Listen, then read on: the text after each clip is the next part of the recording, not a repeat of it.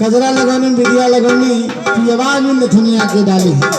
इसी के साथ ही साथ आगे मानव श्रीमान नंदन मदेशिया जी रामपुर बांगर से, ये रामपुर बांगर से आगे इंसाफ से 21वां पुरस्कार हुआ है। पार्टी लाख लाख भारी हमारे तरफ से सादा प्रोग्राम है। लेकिन वह कहना है हेलो ए हो सुन दो। हाँ जी बोलिए।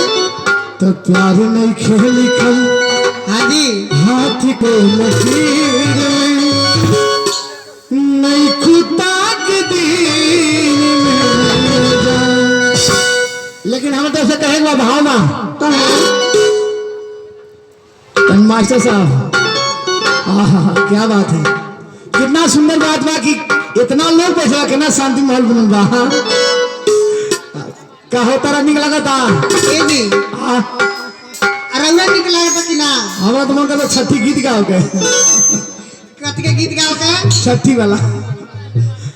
ए जी के कर कुर्सियां भराई देखो कोसी है कि न भरे का है कि न भरे का अच्छा हो का भरे का हो का छोटका का जन जी तो मरिया खाला। देखिए भैया हमारे इस ग्राम सभा में जो हम आए हैं तो ग्राम सभा प्रधान का ये सूचना हो कि भैया पीछे से इनाम आप लोग लेकर मत बोलिएगा और जो भी इनाम बोलना है तो 51 रुपए के नीचे कोई इनाम मत बोलिएगा। हेलो भैया हेलो राइट नहीं है इन राइट है भैया जी के पास 21 रुपया भी होगा तो बुलवा सकते हैं। 51 रुपया तो भाई अच्छा बात है। आज जिनको भी देना होगा अपने नाम से देंगे, दूसरे के नाम से नहीं देंगे। आज जिनको भी देना होगा बगल से देंगे। लेकिन भाव लगेगा कैसे हो कैसे का कही सखी रे लाजवाली पीछे से इनाम नहीं लेना है, आगे से लीजिएगा। अच्छा सुन तड़ा क्या हो पीछे से नहीं खेले के चलो ठीक है पीछे से इनाम नहीं खेले के। लेकिन बात बा तारे संग नया नगी दुल्हन बारी वो बेचारी के हाले हाले गौना भी आ दोनों इकट्ठे हो गइल बा। ए सखी साथ ही तो बोतले बाणे साफ खत्म बनी हो ए कहो साथ तू नहीं बारा। हे भगवान हे जी तोहार भइल बा कि नहीं भइल बा? हमार 2 बेर भइल बा। 2 बेर भइल बा? बताओ देखो ई कहते 2 बेर भइल बा। ए जी पहले बतिया सुनी। हां कैसे कैसे कैसे कैसे जो राय नहीं एक पाई। बिहार भइल बा हाँ। एगो यूपी भइल बा। मिसिरवा से वो जो तखरवा के ना ले बा। हां चला रहा था। ए सुनो बस बस ओ बेचारी के नया फैशन बा, नया जमाना बा। ओ जन बाकी समय के अनुसार से शादी ब्याह जन बाकी गौना भी आए इकट्ठे हो गए। ए सखी वो कने घरे गइल बाड़ी। सुनाओ ई बताओ देखो इनके कौन जगह में पूछल का बतिया। हां तहार कैसे कैसे भइल बा? हमार ना ए अपन भुला गेल का? हमारे के में से भइल बा। कैसे नेपाल बाड़ी। नेपाल नहीं भाई देख बीचवा महीन का जरूरी बा। आइए आइए मोहिनी जी और बड़े भैया मनोज जी आइए 21 रुपए का देते हैं पुरस्कार।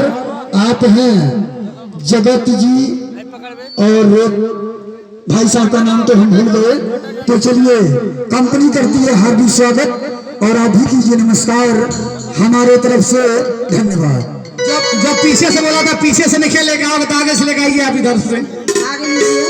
लेकिन कहा तड़ी जब मुझे सखी सहेली लोग मिलल बाड़ी लोग तब कहा तड़ी आ सखी सहेली पूछा तड़ी कैसे बीतल हो हां ऐसा की का तार स्वागत कैसे बीतल है? ए सखी हमार त निक से बीतल ह। इनके पूछला कैसे बीतल हो तोहार कैसे बीतल ह? अरे ऐसा की हमार दौरा दौरा के बीतल है। के तहु रात रहे इनके दौरा दौरा बीतल हो। लेकिन वो कहा तड़ी घाल बंदा का कही सखी रे लाजवाली बातिया वो के दो जाके बोल दे डाला आ कही सखी रे लाजवाली बातिया कब कब रतिया में कर दूर गतिया केतन मनाई की बात नहीं माने खीस रोज लेके चलनी में आता सानी। हे जी आ चलनी में आता के तरसन हाय देख हाय ए सखी ये सानत होइए हाय हम रिसियाई तो खाली चलनी माटा सारे इंडिया जमाना का फैशन बा लेकिन जब आजकल के मर्द रिसिया रहे जा दलू का हमारे ले जाके महते ही बना ही जितना टाटी खोटा रहला ऊपर मारला लेकिन भाव लगल कहा तरी का कहतरी हर ससुरा के का हाल बताई हर ससुरा के का हाल बताई हर कहिल बतिया हार के तो सखी बढ़नी मारे ऐसन भतार के आओ तो सखी बढ़नी मारे ऐसन भतार के चीज लहना में दिया बढ़नी मारे ऐसन भतार के चीज लहना में दिया ससुराल के कहाल बताई ससुराल के कहाल बताई कहिल बतिया हार के सखी बढ़नी मारे ऐसन भतार के चीज लहना में दिया सखी बढ़नी मारे ऐसन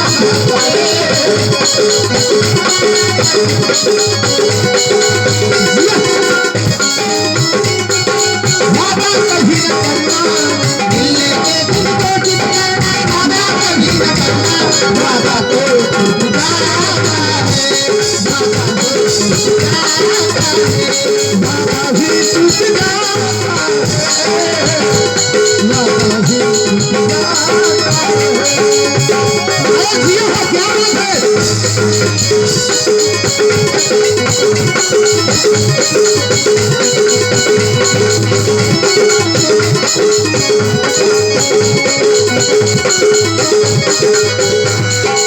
मन जब हमारी याद के आज शाबाबा आना काहे की समय के खावा मन जब हमारी याद के कैसे समझाई मन कर भागी के नहीं हम चली जाई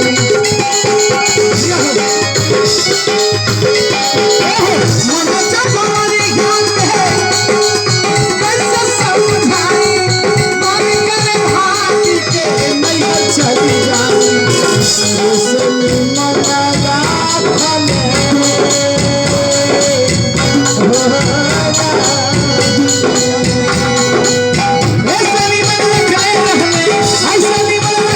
मास्टर संभाल के सखी कहली मारे ऐसन भतार के कहना में अकेला दिया सखी कहली मारे ऐसन भतार के कहना में अकेला दिया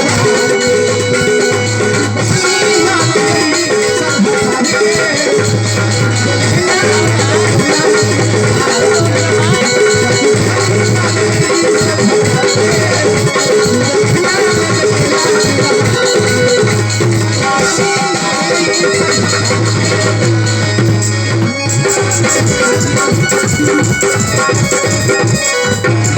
हेलो बोलो दिनेश का आवाज सुनती ही दिनेश का बोलो दिनेश का हेलो दिनेश जहाँ भी कोई हो अपने साथ पर आ जाए दिनेश हेलो हेलो दिनेश आज सुनते ही आँखें मरली वो तनी तनी हंस के हंसी ले गई नहीं मनवा में बस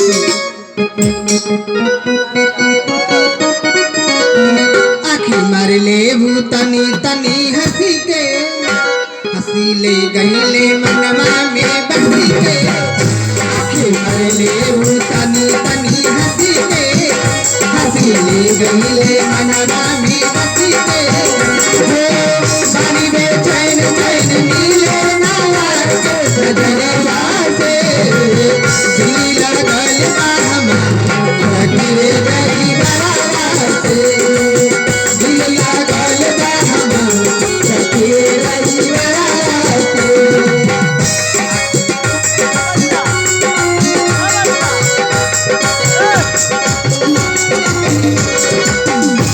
ओए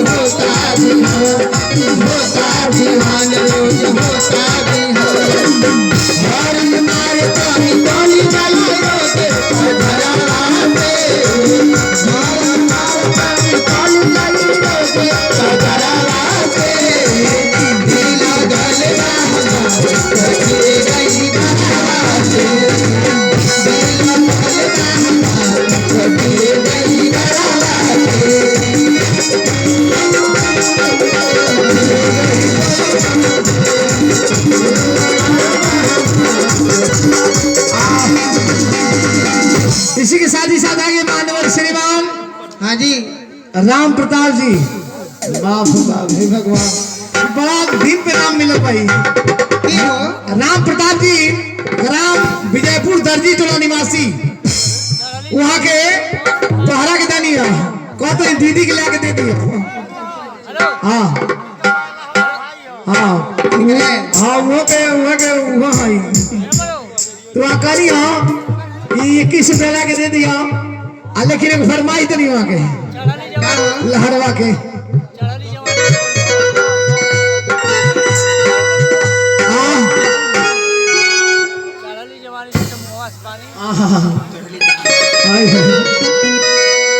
अरे चढ़ली जवानी छूटे अरे दहिया से पानी,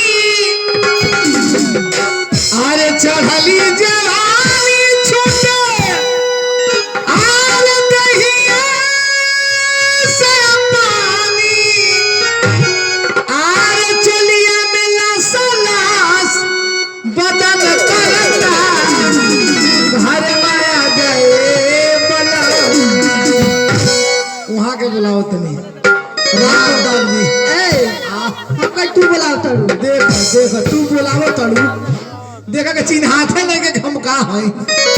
ए भगवान, का हवा एक करिए सन्यान में दुल्हन वाली का वो कहा तड़ी, जब उनके सैया जी प्रदेश चल गए बाड़े तो फोन लगा के कहा तड़ी, का कहा तड़ी। ए जी हाँ सब हम सुन ले बनी सुन ले बालू। और औरे मुंह से ही नहीं क्यों सुन ले हाँ। रौरा होई का भाई का हम तार बाबूजी के भाई भाई तार काका,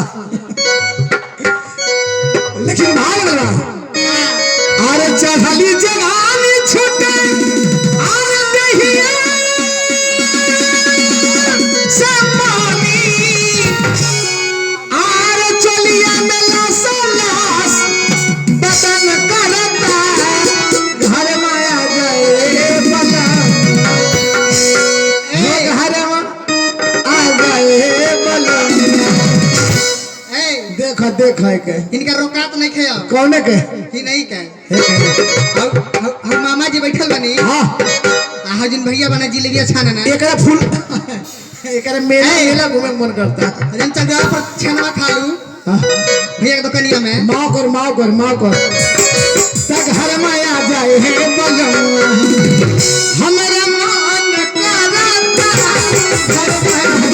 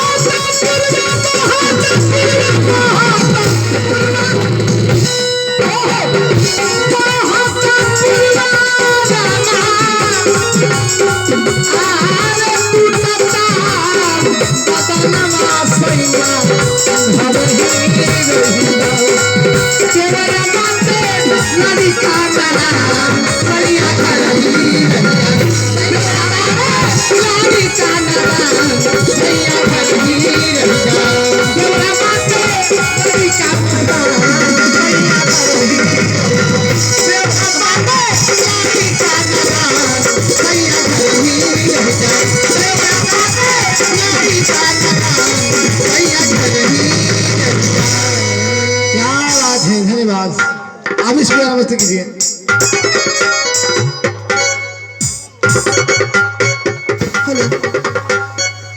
चूड़िया प्रणाम हमरा सड़ियो प्रणाम बा उनका खतूर हमर जिंदगी का नाम बा चूड़िया प्रणाम हमरा सड़ियो प्रणाम बा उनका खतूर हमर जिंदगी का नाम बा सारा पूरा दमोर मनावा सारा पूरा दमोर मनावा अगला हमारी ताई को बनावा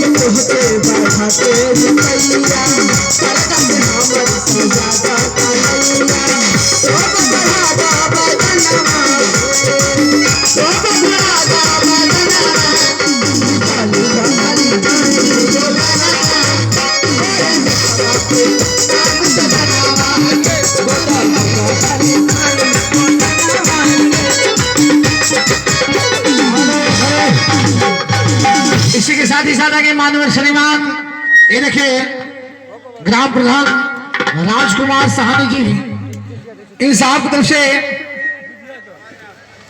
100 रुपये पुरस्कार हुआ है। एक डंगी निवासी ग्राम प्रधान एक डंगी निवासी माननीय श्रीमान राजकुमार सहानी की तरफ से इन साहब की तरफ से 101 रुपये पुरस्कार हुआ है। पार्टी लाख लाख आभारी है, लेकिन आपसे कहना है ए हो सुन तलू एक भक्ति में तो से कहेगा का भाव लगल बा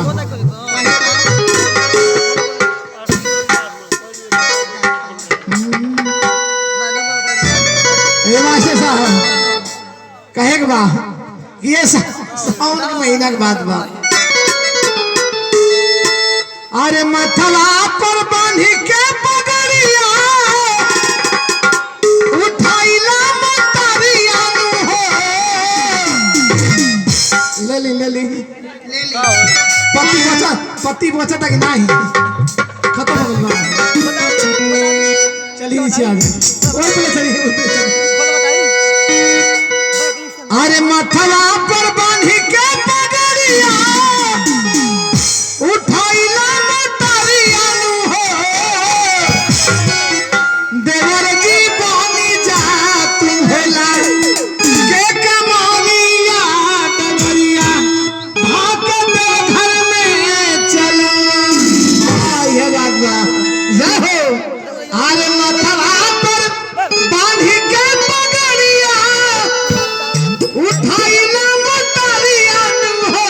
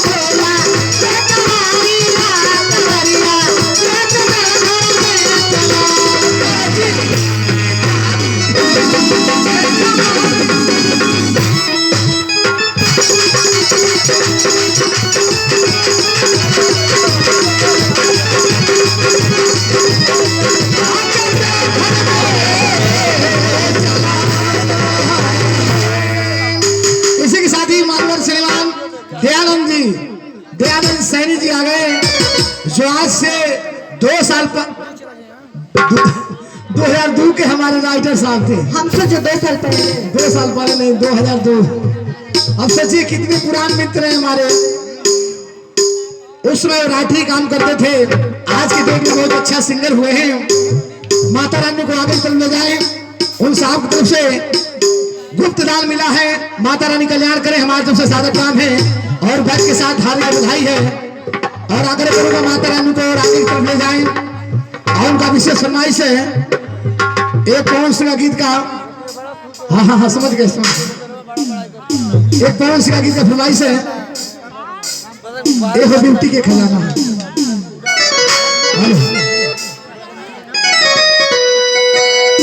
हे ब्यूटी के खजाना, बारू लभले करके पाना, अखिया अखिए में तो हंसे दीदारी भइल बा, अखिया अखिए में तो हंसे दीदारी भइल बा, ए जान हो तोहरा से प्यार भइल बा। Very good. ए ब्यूटी के खजाना, बारू लभले करके पाना, बच्चिया बच्चिए में तो हंसे दीदार भइल बा, बच्चिया बच्चिए में तो हंसे दीदार भइल बा, ए जान हो तोहरा से प्यार भइल बा, तोहरा से प्यार भइल बा। हमारे निशाना काम है, मेरे बैठ के साथ हाजिर भाई है।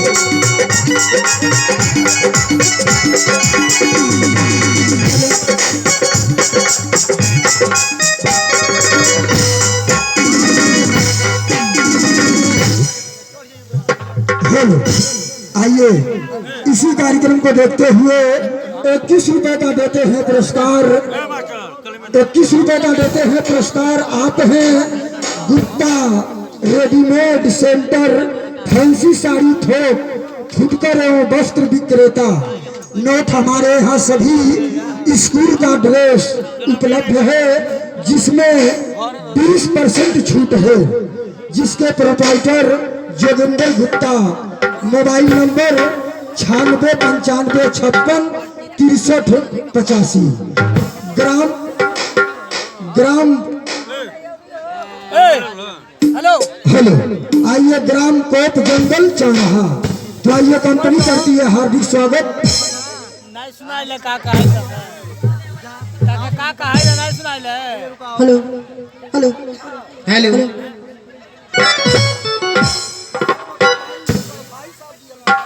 के कर भाई का कर बाबू। हेलो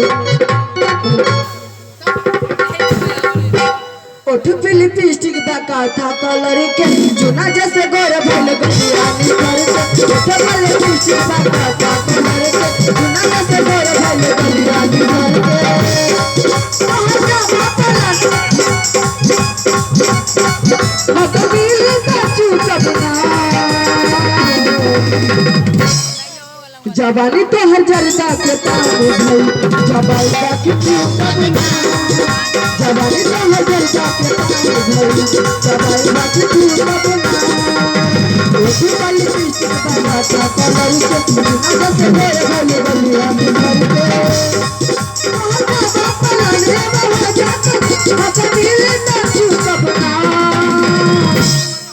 जवानी तो हर जरदा के पानी भाई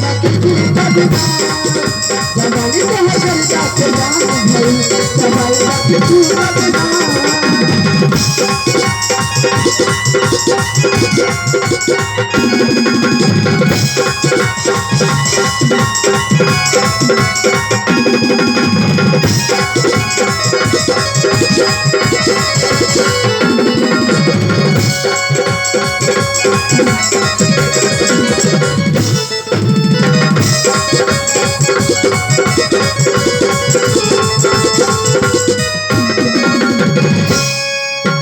शक्ति बांधी है राजा भाई बहरे अंगड़ाई इनके पर दामस कहते हल्की दासा हो जाई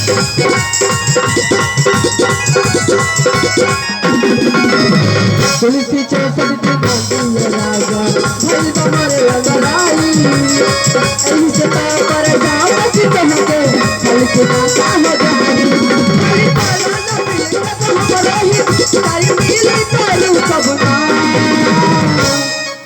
जवानी तो हर जरदा के पानी जवानी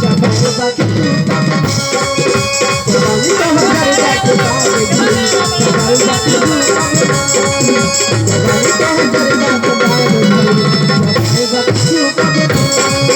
जवानी तो हर जरदा के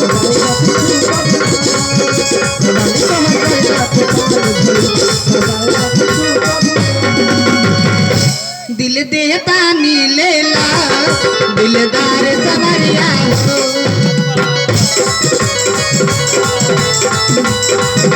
दिल देता नीलेला दिलदार सवरिया हो दिखतिले बाजी कोने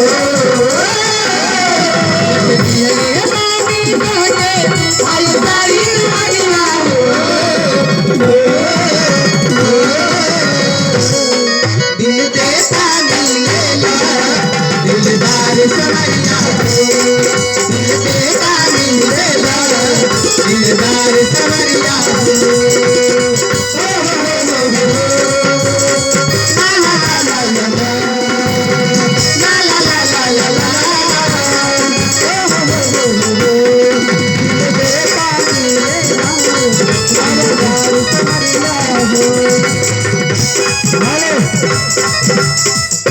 इसी के साथ ही साथ आगे मानवर श्रीमान शिवभूषण जी रामपुर के नहा निवासी इन साहब तब से का पुरस्कार हुआ है और साथ ही साथ आगे बाद हमारे संजय मदेशिया जी देखिए भैया दूसरे किसी के नाम से मत दीजिएगा आप लोग हंस रहे हैं तो हमको तक लग रहा है कि कोई आदमी को गाली मत देते बगल से आकर के पैसा देना होगा तो अपने नाम से दूसरे नाम से मत दीजिएगा और उनका विशेष फरमाइश है